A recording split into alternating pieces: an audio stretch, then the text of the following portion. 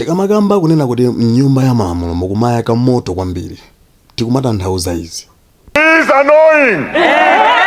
It is annoying that up until now they have not accepted failure. Awa ndi awota Nyamilandu amene tonse tikuwadziwa ndipo anayima mnyumba imene kuyankhula kwa yankha aonapo phale amene adanena kuti mavuto amene ali mdziko muno sitingaloze chala munthu wina aliyense kuti ndi amene anawaberesa. Koma anthu anali odabwa kumuona wota Nyamilandu atayima ndi kulusa nkunena kuti IMCP akuyenera kuvomereza kunena kuti mavuto amene ali mdziko muno anabweresa ndiwo.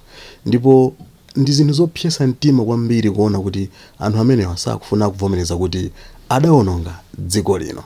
Nde mmenemu munali mpungwepungwe komanso mkokenkoke. Tikulandireni kwina kulikonse kumene muli pa Malawi Today. Malawi lero. Tati ndikhale limodzi kuti muone zimene zidaliri mmene zidaliri mnyumba ya malamulo imene. Statement that the Honorable Minister of Finance made, and it is in the book that has been circulated to us. One can tell that from the submission that the Honorable Minister of Finance has made to this august house and the people at large in Malawi, we can all agree that we seem to be in macro instability. We are in a distress, but we can't blame anybody. We just have to take collective responsibility as a country to mitigate what is there. Mr. First Deputy Speaker, sir, I was listening to my good old friend, Honorable Kapali from Salima, Honorable Pali from Salima. Honorable Member for Salima Central East. Honorable Member for Salima East. Is it in order, Mr. First Deputy Speaker, sir, that he must say that we are in this situation because there's nobody to blame?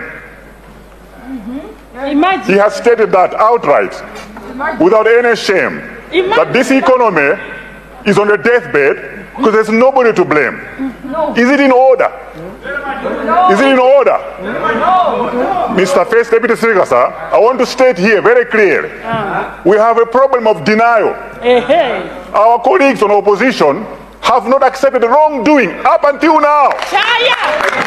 Up until now. I'm standing here, Mr. First Deputy Speaker, sir, amazed that we have people that can lie. Imagine. We have people that are hypocrites. Hypocrites.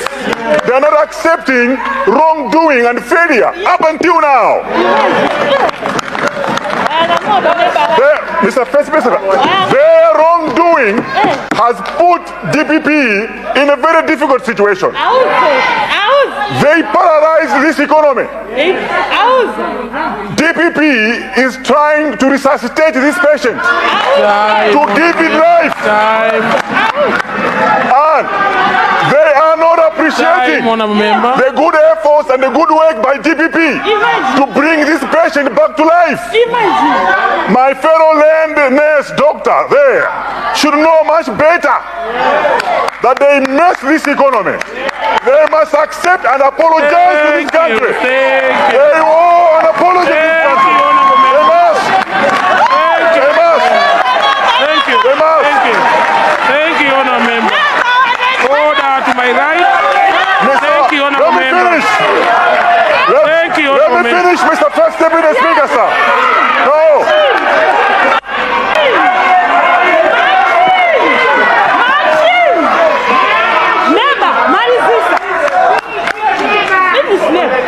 Thank you, Honorable Member. Can I finish? You have made your submission. Can I finish? That I will allow you. Mr. First Deputy Speaker, sir. It is annoying. It is annoying that up until now they have not accepted failure. It is annoying. It is annoying that we are punishing innocent citizens because of their poor performance. Thank you. Thank you very much. Thank you very much. Thank you.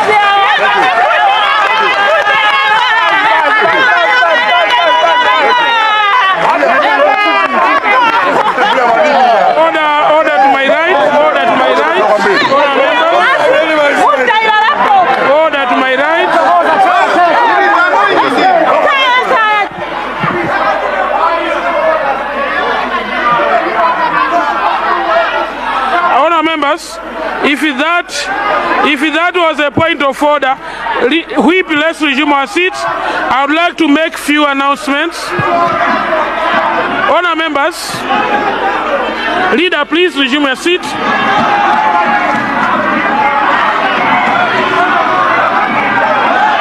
Honourable members, order to my right, order to my right, order to my right. Honourable members, order. First Deputy Speaker. Please order. First Deputy Speaker. I've been reflected. I've been reflected here. First Deputy Speaker. Oh no. It's out of what I've been reflected. My name has been mentioned. My name has been mentioned. I've got the right to defend myself. Mention my name. No. I've got. Honourable members, allow me to make the following ruling. The honourable member for Sanje Central East has used few words that were not parliamentary. The word lying is not parliamentary.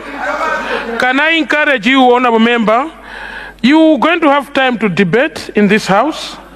The content that you have brought could come to this house in a form of a debate, and it could have awarded you more time and to debate. I pray tomorrow you're going to be given that opportunity. Honourable member, point of order is only 1 minute. So next time you use that opportunity on a point of order, please rise for 1 minute. I would like to request you to withdraw the word lying now before I adjourn the house.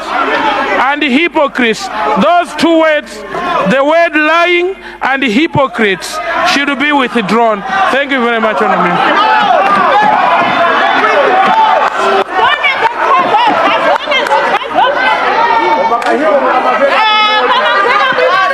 Mr. First Deputy Speaker, sir, because you have asked me, I will withdraw my comments. Because you have asked me.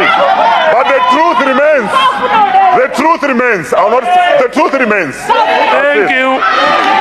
Thank you very much. Nyumba mene tsiku lina tizaonera ndeo ya zaoneni, koma poti ndi nyumba ya malamulonso samalola anthu kumenyana mmene koma takhala tikuona kuti ndeuso zakhala zikuchitikamo mmenemo chifukwa anthu ndi amapyesana mitima kwambiri.